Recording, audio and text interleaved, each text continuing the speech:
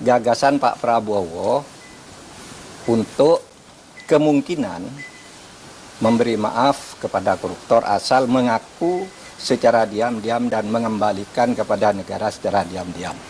Itu kan salah. Undang-undang korupsi tidak membenarkan itu, hukum pidana tidak membenarkan itu. Lalu menterinya mencari dalil pembenar, itu kan ada di undang-undang kejaksaan, denda damai. Denda damai itu hanya untuk tindak pidana ekonomi sesuai dengan undang-undang tentang bea cukai, undang-undang perpajakan, dan undang-undang kepabeanan.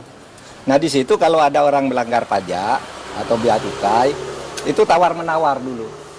Oh kamu seharusnya bayar 100 miliar, kok hanya membayar 95. Nah sekarang yang 5 ini dikalikan berapa? Itu namanya denda damai. Dan itu jelas. Ada mekanismenya, yaitu dibuat oleh instansi terkait, dalam hal ini Kementerian Keuangan, lalu minta izin Kejaksaan Agung. Minta izin ke Jaksa Agung, jelas tuh prosedurnya, angkanya jelas, tidak diam-diam.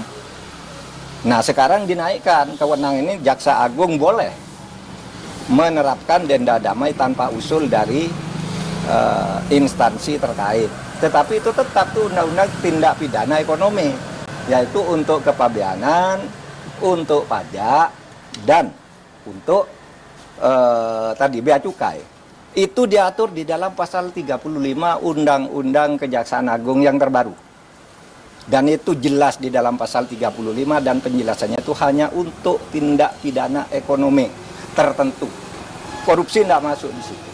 Oleh sebab itu, menyongsong tahun baru nih, mari ke depannya jangan suka cari-cari pasal untuk pembenaran, itu bahaya. Nanti setiap ucapan presiden ditarikan dalil untuk membenarkan, itu tidak bagus cara kita bernegara. Prof, kita seperti apa yang akan timbul ketika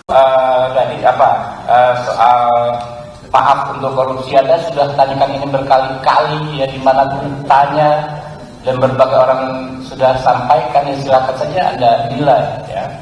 Kalau saya itu kan pernyataan umum seorang pemimpin pemerintahan maupun pemimpin negara, kepala negara, nggak bisa dijawab dengan ya hal equal prosedural ala Mahfud MD. Mahfud MD ini orang gagal. Ya, dia sendiri menilai dia gagal ya 5 tahun sebagai Menko Polhukam dengan memberi skor 5 dalam penegakan hukum. Apa yang mau dinilai dari Mahfud MD? Gitu kan? Nah jadi ya teman-teman ya, itu aja.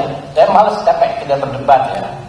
Gak mungkin Pak Prabowo itu menginstruksikan untuk mengabaikan berbagai peraturan perundang-undangan. Intinya adalah semua protokol hukum kita memang ditujukan untuk memaksimalisasi pengembalian kerugian keuangan negara. Itu stressingnya. Gitu. Jadi yang diperdebatkan kalau pengembalian keuangan negara bagaimana orang dihukum, enggak gitu.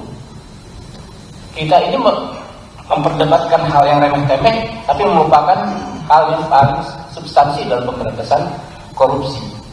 Tinggal saja para negara, kepolisian, kejaksaan, KPK menerjemahkan arahan Pak Prabowo itu sesuai dengan hukum dan perundang-undangan yang berlaku. Jadi Pak Mahfud jangan menghasut bahwa Pak Prabowo mengajarkan melanggar hukum dan lain sebagainya. Gitu. Oke? Download Tribun X sekarang, menghadirkan lokal menjadi Indonesia.